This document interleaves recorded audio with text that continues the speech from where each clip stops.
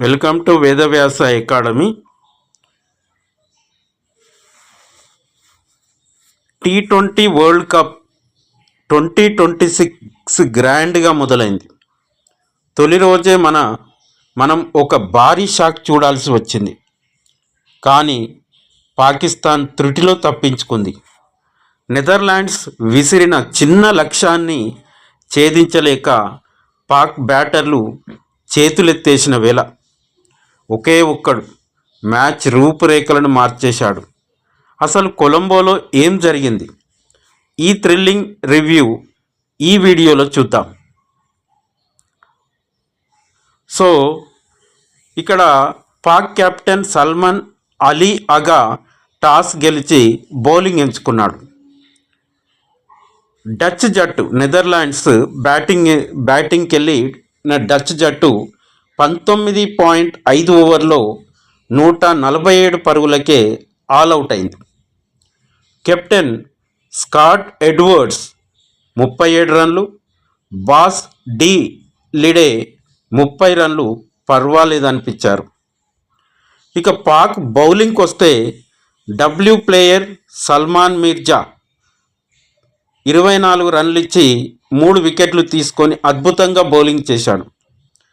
స్పిన్నర్లు అబ్రార్ అహ్మద్, నవాజ్ 2 వికెట్లు తీసి డచ్ జట్టును కట్టడి చేశారు.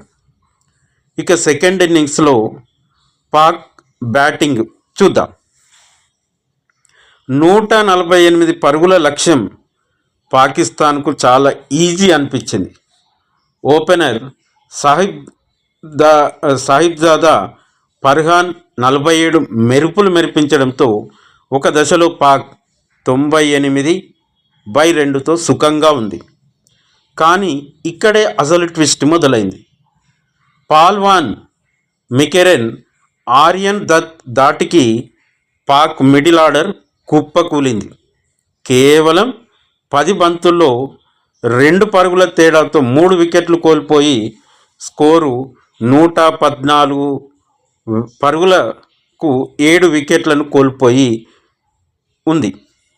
బాబర్ ఆజం 15 మరోసారి నిరాశపరిచాడు.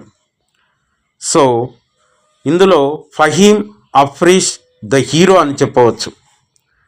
ఇక ఇది 19వ ఓవర్ డ్రామా చూడండి ఎట్లా ఉందో. కేవలం 12 బంతుల్లో 29 పరుగులు కావాలి. నెదర్లాండ్స్ గెలుపు ఖాయం అనుకున్నారు. కానీ 19వ ఓవర్లో లోగాన్ వాన్ బిక్ బౌలింగ్లో ఫహీమ్ అష్రఫ్ ఆకాశమే హద్దుగా చెలరేగిపోయాడు. 3 సిక్సర్లు, 1 4తో ఏకంగా 24 పరుగులు రాబట్టాడు. ఒక క్యాచ్ డ్రాప్ అవ్వడం కూడా ఫహీమ్కు లైఫ్గా కలిసి వచ్చింది. సో చివరికి 11 బంతుల్లో 29 పరుగులు నాటౌట్తో పాకిస్తాన్ గెలిపించాడు. సో పాకిస్తాన్ 3 వికెట్ల తేడాతో గెలిచిన వారి బ్యాటింగ్ వైఫల్యం మళ్ళీ బయటపడింది. నెదర్లాండ్స్ పైన ఇంత ఇబ్బంది పడితే రాబోయే మ్యాచ్ల్లో పరిస్థితి ఏంటి? ఫహీమ్ అష్రఫ్ ఇన్నింగ్స్పై మీ అభిప్రాయం ఏమిటి? కామెంట్ చేయండి. మరిన్ని T20 వరల్డ్ కప్ అప్డేట్స్ కోసం మన ఛానల్ని సబ్స్క్రైబ్ చేసుకోండి.